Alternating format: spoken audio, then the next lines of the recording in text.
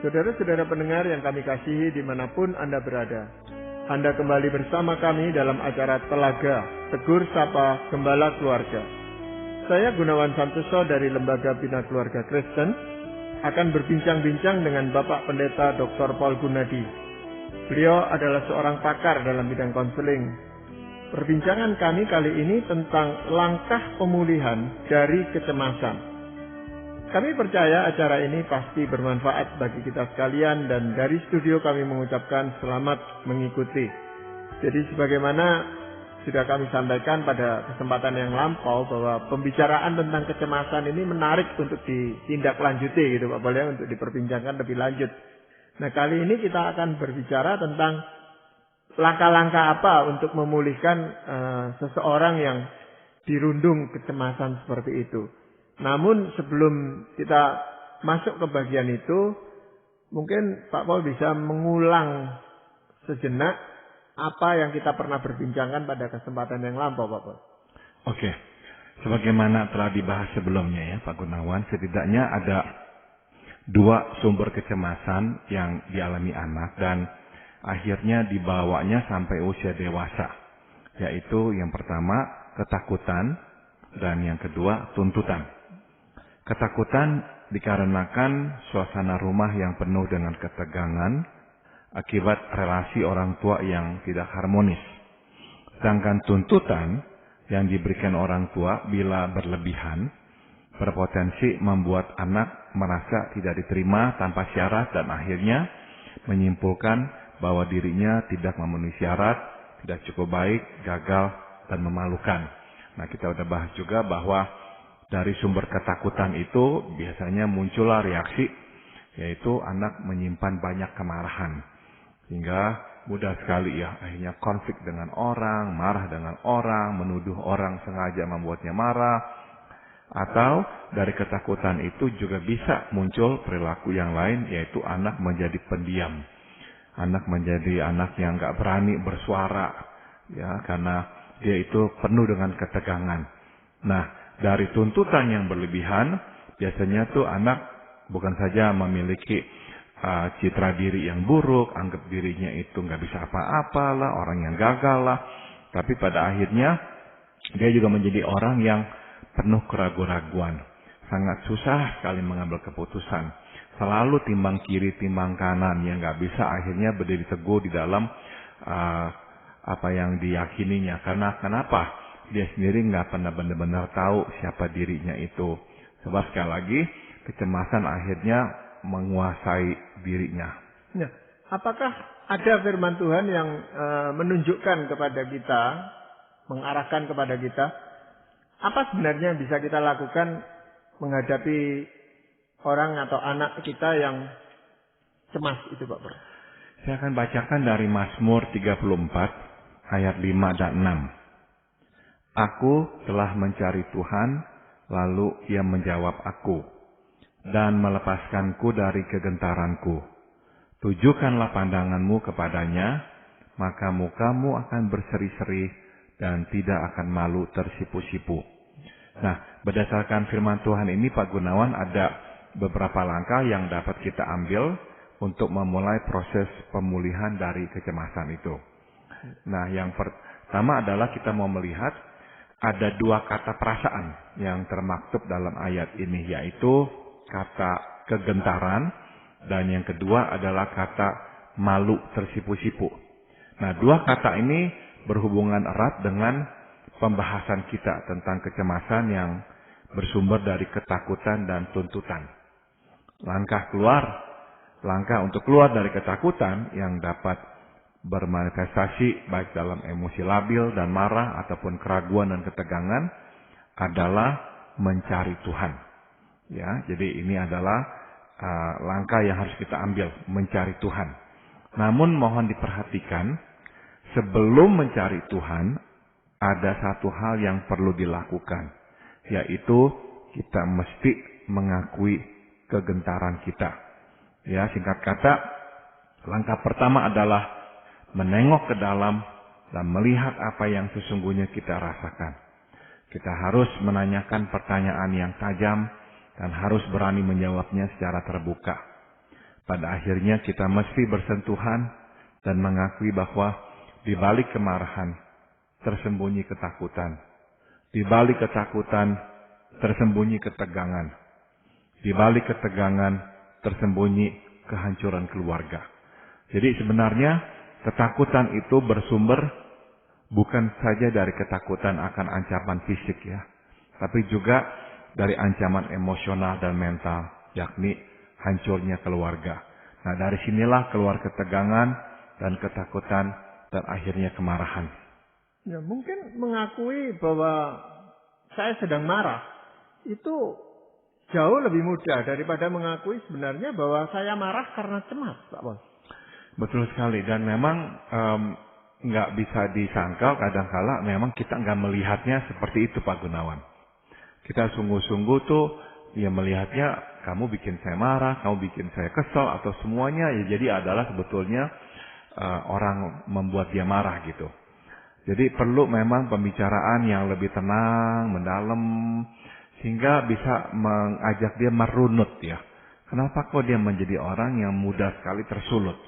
Nah, mungkin dalam kondisi yang tenang dan dia bisa bercerita tentang masa-masalah di masa kecilnya. Nah, bisa jadi dia akhirnya menyadari, iya ya. Sebetulnya itu saya bukan seorang pemarah, saya masih kecil suka main kok sama teman-teman, ketawa. Kenapa suka marah ya? Nah, mungkin dia akhirnya sadar bahwa iya, karena saya sering melihat orang tua saya bertengkar. Karena itu saya akhirnya tuh nggak bisa terima ya. Saya menyimpan banyak kemarahan. Saya itu akhirnya juga sadar bahwa iya ya saya marah sebabnya ada rasa takut. Takutnya adalah kalau mereka bercerai. Nah, jadi kalau orang dalam kondisi tenang bisa diajak berbicara dan akhirnya menyadari, iya sebetulnya di balik kemarahan saya adanya ketakutan. Ketakutan itulah yang melahirkan kecemasan. Sehingga saya nggak menjadi orang yang tenang. Sebab sekali lagi orang yang pemarah pada dasarnya adalah bukan orang yang tenang. Sebab kenapa? Ketenangan itu sudah direnggut oleh ketakutan, oleh kecemasan. Iya. Lebih sulit lagi saya rasa kalau orang itu pendiam, yang seperti tadi Pak Paul katakan, ada orang yang bereaksi dengan menutup diri, tidak marah tetapi diam gitu. Nah, buat kita yang mau menolong itu juga akan kesulitan Pak Paul. Dia tidak akan mengakui bahwa diamnya itu karena cemas gitu Pak Paul. Betul ya. Kalau memang marahnya itu keluar lebih bisa ya untuk dilihat dan ditangani. Kalau marahnya itu ke dalam memang jauh lebih susah ya. Jadi ya sekali lagi kita mesti mengajaknya bicara hati ke hati, dan mudah-mudahan dalam pembicaraan yang tenang itu dia bisa mulai bercerita lah bahwa sebetulnya dia itu memiliki banyak sekali kecemasan, dia nggak bisa menahan ketegangan gitu. Jadi ada orang yang sangat-sangat peka ya dengan ketegangan, sehingga untuk supaya dia nggak tegang dia harus diam, dia harus memisahkan perasaannya, mematikan perasaan-perasaannya. Dia akhirnya ya seolah-olah kita lihatnya dia itu tuh nggak tegang karena kok diam aja. Tapi padahalnya kediamannya itu tuh untuk mengatasi ketegangannya. Ya, jadi sebenarnya kalau seseorang itu belum mengakui bahwa dia itu sedang cemas atau sedang khawatir terhadap sesuatu, itu kita belum bisa melanjutkan pada langkah-langkah yang berikutnya, Bapak. Saya kira demikian, Pak Gunawan. Maka ya firman Tuhan ini saya kira ya memberikan kepada kita petunjuk yang jelas ya. Yaitu aku telah mencari Tuhan, lalu Ia menjawab aku dan melepaskanku dari kegentaranku. Nah, jadi si pemazmur ini nggak malu mengakui bahwa dia memiliki kegentaran. Maka itulah dia mencari Tuhan. Nah, jadi kalau kita memang mau membereskan masalah kecemasan ini, langkah pertama kita mesti mengakui kecemasan kita itu. Saya berikan contoh yang lain tentang yang tadi pemarah itu, Pak Gunawan. Tadi kan memang kita udah bahas, nggak gampang ya mengaitkan kemarahan dengan kecemasan. Saya berikan contoh yang lain, yaitu ada orang yang mudah sekali marah kalau apa yang diharapkannya itu tidak menjadi kenyataan. Apa yang disuruhnya nggak dilaksanakan, apa yang dikatakannya nggak didengarkan. Nah, bukankah sebetulnya akarnya kecemasan? Sebab begini, waktu sesuatu nggak berjalan sesuai dengan kehendaknya, itu mencemaskan dia. membuat dia itu tuh jadinya nggak tenang, terusik.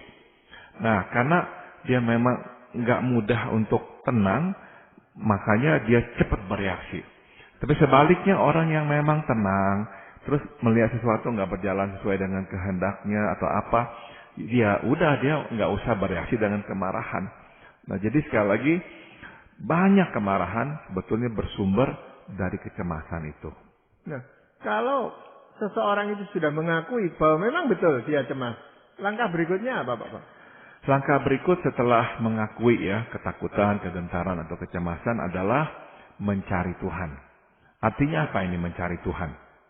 Artinya kita mesti menjadikan Tuhan sebagai jawaban akhir dan jawaban yang sempurna. Pertolongan yang lain yang kita peroleh ya adalah sarana semata. Sebab pemulihan sejati hanya dapat dikaruniakan Tuhan. Ya, kita mencari Tuhan lewat hidup dalam firman-Nya dan hadirat-Nya. Kita hidup dalam firman-Nya dalam pengertian kita berdoa, kita membaca dan merenungkan firman Tuhan secara teratur. Kita hidup dalam hadirat-Nya dalam pengertian kita terus berusaha menaati kehendak-Nya.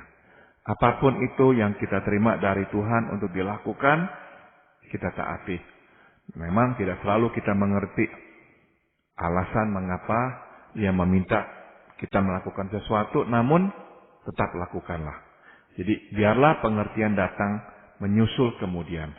Dan biarlah ketaatan total menjadi lokomotif penggerak hidup kita. Iya, mungkin di sini kadang-kadang terjadi salah penafsiran tentang mencari Tuhan ini, Pak Paul.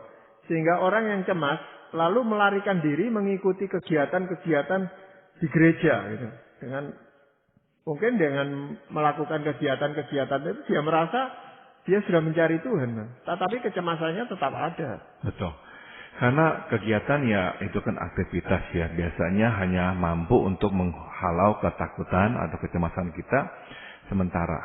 Tapi kalau kita benar-benar ya merenungkan firman Tuhan dengan tenang dan benar-benar firman Tuhan itu tuh berbicara kepada kita. Nah, kita akan jauh lebih kuat dan kita bisa benar-benar kuat untuk waktu yang lama. Atau ya tadi saya sudah singgung juga kita harus hidup dalam hadirat-Nya. Artinya apa? Menaati Dia. Menaati apa yang Tuhan minta, pokoknya kita laksanakan. Kita pokoknya nggak tawar-tawar lagi. Nah, saya berikan contoh ya. Kita ini marah. Terus kemudian kita menerima teguran Roh Kudus yang meminta kita untuk berdamai kembali dengan pasangan. Nah, lakukan. Lakukan. Inilah bukti ketaatan. Jika kita taat dari awal, maka Roh Kudus akan terus menyingkapkan alasan di balik kemarahan itu. Dan pada akhirnya Roh Kudus akan menunjukkan bahwa kemarahan itu bersumber dari ketakutan. Baik takut terhadap ancaman maupun terhadap kehancuran atau kehilangan. Nah, bila kita sampai ke titik semula, maka kita pun mulai bisa mengendalikan proses keluarnya kemarahan. Sebab sekarang kita sudah dapat membaca apa yang sesungguhnya terjadi. Ya, teguran Roh Kudus ini Pak Paul ya. Apakah bisa dirasakan sementara orang itu masih cemas, masih penuh dengan kegentaran? Apakah dia merasa ini teguran Roh Kudus atau bukan gitu Pak Paul? Biasanya memang teguran Roh Kudus itu datang sewaktu kitanya sudah tenang Pak Gunawan. Kalau kitanya sedang diamuk oleh kecemasan, kita sulit ya untuk mendengar suara Tuhan. Tapi kalau kita sudah tenang, kita kemudian merenungkan apa yang terjadi, apalagi kita membaca firman Tuhan pada umumnya, nah Tuhan akan berkata kepada kita, akan menunjukkan kehendak-Nya kepada kita. Bisa itu lewat firman yang kita sedang baca, atau tiba-tiba muncul sebuah suara atau sebuah pemikiran yang kita enggak persiapkan sebelumnya. Nah, kita tahulah ini memang adalah suara dari Roh Kudus sendiri. Nah, apapun yang Dia perintahkan saat itu, misalkan udah berdamailah, udah jangan kamu itu meneruskan masalah ini dan sebagainya. Nah, itu yang kita taati. Nah, saya percaya kalau kita terus taati suara Roh Kudus Pak Gunawan, Dia akan memunculkan tuh perlahan-lahan. Kenapa penyebabnya tuh kita menjadi begitu? Sehingga akhirnya kita makin hari makin sadar, makin sadar, makin sadar. Jadi saya percaya firman Tuhan benar ya. Waktu firman Tuhan berkata, setelah mengakui kegentaran, cari Tuhan. Saya percaya dia benar-benar akan melepaskan kita dari jerat ketakutan kita itu. Artinya kalau seseorang itu walaupun sudah mengakui bahwa dia mempunyai masalah, kegentaran itu, kecemasan itu sendiri, tapi dia tidak mau mencari Tuhan, maka pengakuan yang pertama itu juga tidak ada buahnya gitu Pak boleh? Betul. Jadi benar-benar ya mesti ada ya usaha untuk mencari Tuhan. Ya kita benar-benar merenungkan firman Tuhan dan menaati Tuhan. Nah hanya dengan cara itu akhirnya ketakutan kita hilang. Nah langkah berikutnya apa Pak? Hidup dalam firman Tuhan dan kehadiran Tuhan kan juga membuat kita berjalan akrab dengan Tuhan. Nah akhirnya membuat kita lebih peka dan lebih cepat mengetahui kehendak Tuhan. Makin kita yakin akan kehendak Tuhan dan makin bertumbuh ketaatan kepadanya, maka pada akhirnya kita akan terus berusaha memberanikan diri melakukan apa yang diperintahkannya. Nah, perlahan tapi pasti keberanian melakukan kehendak Tuhan akan mulai tumpah ke area lain dalam hidup. Kita mulai berani melakukan atau mencoba hal lain sebab tunas keberanian sudah mulai bertumbuh. Tuhan mulai melepaskan kita dari kegentaran. Nah jadi kalau kita berkata, Tuhan berilah saya keberanian, Tuhan berilah saya keberanian. Biasanya tuh Tuhan gak memberikan keberanian seperti itu ya. Langsung sepertinya itu dari sorga muncullah suatu benda yang bernama keberanian. Enggak. Jadi keberanian yang nantinya kita akan peroleh dari Tuhan sebetulnya itu muncul dari dalam diri sendiri. Dan awalnya adalah suatu kita mulai menaati Tuhan. Waktu kita misalkan berani berdamai terlebih dahulu, berani meminta maaf, itu sebetulnya tuh tunas keberanian sudah mulai bertumbuh. Nah waktu kita terus taati apa yang Tuhan perintahkan kita lakukan, nah itu semuanya menuntut keberanian. Akhirnya tanpa kita sadari, kita makin berani. Dan waktu kita lihat kok ini semuanya berjalan sesuai dengan kehendak Tuhan, kok bisa beres, kok Tuhan dengan kuasanya bisa membukakan pintu ke sana ke sini. Akhirnya kita makin berani, makin percaya. Nah akhirnya apa yang terjadi? Kegentaran itu juga makin memudar. Nah tapi itu seringkali waktunya tidak panjang gitu Pak Paul. Artinya itu seseorang tidak bisa terlalu lama bertahan hidup dengan cara seperti itu gitu. Kadang-kadang dia merasa bosan, merasa lelah dan kembali lagi pada kecemasan awal. Bisa jadi Pak Gunawan. Jadi memang ya kita lihat contohnya adalah Abraham. Dia itu kan sebetulnya ya tahu lah Tuhan itu menyertai dia, menjaga dia. Tapi akhirnya dia takut istrinya itu diambil. Makanya dia berbohong. Nah kita berpikir sekali dia salah ya. Terus Tuhan lepaskan dia justru. Istrinya bisa dikembalikan kepada dia. Nah, harusnya dia belajar dia. Tapi berbuat kesalahan yang kedua. Pertama dengan Raja Mesir. Kedua dengan Raja Filistin. Akhirnya dia mengulang, dia berbohong lagi. Jadi ya kita lihat ya inilah kita manusia Pak Gunawan. Kita nggak selalu berhasil belajar lewat sekali kegagalan. Karena kadang mesti berkali-kali baru akhirnya kita belajar. Ya. Berarti langkah selanjutnya apa Pak Paul? Nah, berdasarkan firman Tuhan tadi, langkah berikut adalah menunjukkan pandangan pada Tuhan.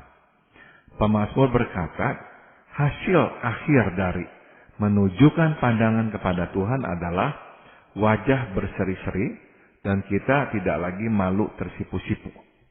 Nah, untuk dapat terus memelihara pertumbuhan, kita harus mempersembahkan semua perbuatan kepada dan untuk Tuhan. Kita harus mengingatkan diri bahwa apapun itu yang kita perbuat bagi Tuhan. Kita harus menjadikan Tuhan Tuan atau majikan. Dan hanya kepadanya kita mempertanggungjawabkan hidup ini. Nah jadi semua yang kita lakukan, kita benar-benar lakukan sebagai persembahan kita kepada Tuhan. Ini langkah berikutnya Pak Gunawan, agar kita pada akhirnya bisa lepas dari kegentaran itu. Ya, ini berarti mengubah pola pandang kita, sudut pandang kita terhadap kecemasan itu tadi gitu Pak Paul. Betul. Nah, memang jadinya kita mulainya itu bukan dari bagaimana tuh yang menghadapi kecemasan itu. Bukan. Seperti tadi yang saya tekankan adalah dari firman Tuhan kita menaati akhirnya melahirkan keberanian. Nah, dalam hal yang berikut ini menunjukkan pandangan kepada Tuhan dan mempersembahkan semua perbuatan kita kepada Tuhan. Misalnya, kita jadinya mengubah paradigma itu dengan misalnya mengubah pertanyaan. Apa yang orang katakan menjadi apa yang Tuhan akan katakan. Nah, bukankah awalnya tuh kalau kita dilanda kecemasan, dikuasai kecemasan, selalu bertanya-tanya, nanti orang bilang apa ya? Nah, kita mesti mengubah. Kita nggak lagi berkata apa yang orang akan katakan, tapi kita bertanya, apa yang Tuhan akan katakan. Jadi singkat kata, sekarang bukan lagi manusia yang mengevaluasi, tapi Tuhan yang mengevaluasi diri kita. Kita tidak berkeberatan gagal di mata manusia. Selama kita berhasil di mata Tuhan. Kita mengedepankan malu di hadapan Tuhan sebagai panduan hidup. Bukan malu di hadapan manusia. Nah, apa yang bisa membuat seseorang berubah pandangannya seperti itu Pak?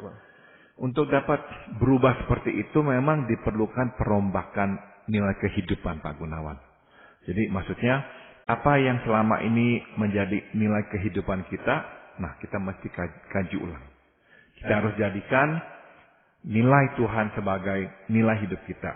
Apa yang dihargai Tuhan, itu yang menjadi nilai hidup kita. Apa yang tidak penting bagi Tuhan, itu tidak lagi penting bagi Tuhan. Nah, saya percaya ya makin sering dan makin lama kita memandang Tuhan, perlahan tetapi pasti nilai dan isi hati Tuhan akan mulai menyinari kita pula. Dan akhirnya terserap masuk menjadi serat baru yang membangun diri kita. Nah, hanya dalam relasi yang seperti inilah maka wajah yang suram akan kembali berseri-seri dan muka yang malu tersipu-sipu akan kembali mekar tersenyum. Ya, hal itu pasti akan berdampak kepada orang lain juga Pak Paul. Setelah melihat ada suatu perubahan yang besar yang terjadi di dalam diri kita, lepas dari kecemasan yang mungkin bertahun-tahun menguasai hidup kita gitu Pak Paul. Betul sekali Pak Gunawan. Saya ini mengenal seseorang ya yang lumpuh. Kenapa? Sebab 8 tahun yang lalu dia itu tuh ditembak. Ya, ini terjadi di California. Nah, karena tembakan di lehernya itu akhirnya dia menjadi seorang paraplegic. Kakinya lumpuh, tangannya masih bisa bergerak tapi sedikit sekali. Saya ini sangat kagum dengan teman saya ini. Dia ini berasal dari Taiwan. Namanya Peter. Peter ini nggak bisa lagi ngapa-ngapain sehingga harus dirawat di rumah jompo. Kira-kira sebulan lebih yang lalu dia itu tuh memberitahu saya bahwa belakangnya itu tuh busuk dagingnya karena duduk tiduran terus. Jadi dokter harus mengoperasi mengeluarkan daging dari belakang tubuhnya. Ukurannya tuh katanya 6 kali 7 kali 8 cm dikeluarkan dari belakangnya itu. Tapi konsekuensinya untuk dia sembuh, dia harus ditaruh di ranjang 24 jam sehari. Nggak bisa bangun. Dan setiap 2 jam harus diputar. Supaya nanti nggak muncul lagi masalah yang sama, pembusukan itu. Saya kagum dengan teman saya ini sebab setiap kali saya datang ke tempatnya Pak Gunawan, dia selalu tersenyum. Terakhir saya ketemu dia sebulan lebih yang lalu, dia berkata begini. Saya ini dia bilang beruntung. Karena saya menderita sakit seperti ini, saya jadi bisa menghargai hidup. Sebelumnya saya itu tuh hidup cepat, nggak mikirin apa-apa. Pokoknya bergantung pada dirinya, kekuatannya, menghasilkan uang. Tapi sekarang, dia bilang dia nggak bisa apa-apa. Dia jalan kemana-mana perlahan pakai kursi roda. Dia bisa melihat bunga yang begitu indah. Dia bisa melihat pemandangan dan sebagainya. Jadi dia bilang dia bersyukur. Nah ini yang dimaksud Pak Gunawan dengan perombakan nilai. Orang lain mungkin dalam kondisi seperti dia dilanda dan dikuasai kecemasan. Hidup saya kok begini, nanti bagaimana dan sebagainya. Dia enggak loh. Kenapa? Sebab nilai-nilai hidupnya sudah berubah. Yang penting bagi Tuhan, itu yang penting bagi dia. Yang enggak penting bagi Tuhan, ya juga enggak penting bagi dia. Ya, Pak Paul, terima kasih untuk perbincangan yang menarik ini. Tetapi apakah Pak Paul mau mengakhirinya dengan sebuah firman Tuhan yang bisa menjadi pegangan kita semua? Saya akan bacakan dari Amsal 15 ayat 13. Firman Tuhan berkata, hati yang gembira membuat muka berseri-seri, tetapi kepedihan hati mematahkan semangat. Nah, jadi jelas firman Tuhan memang melihat ya akarnya adalah hati yang gembira. Barulah nantinya kita bisa ya memunculkan muka yang berseri-seri. Nah, tapi kita tahu sekarang hati yang gembira itu bukan muncul dari atau ditimbulkan oleh situasi kehidupan yang menggembirakan. Enggak. Seperti teman saya Peter. Situasi kehidupannya jauh lebih susah ya daripada kebanyakan orang, tidak mengembirakan sama sekali. Tapi dia selalu tersenyum. Dan dia selalu bisa mengucap syukur kepada Tuhan. Karena memang dia melihat hidup ini dengan kacamata Tuhan. Iya, jadi kiranya firman Tuhan ini yang menjadi pedoman bagi kehidupan kita semua. Karena kecemasan bisa menyerang siapa saja termasuk kita. Terima kasih Pak Paul untuk perbincangan ini. Dan para pendengar sekalian, kami mengucapkan banyak terima kasih. Anda telah mengikuti perbincangan kami dengan Bapak Pendeta Dr. Paul Gunadi dalam acara Telaga.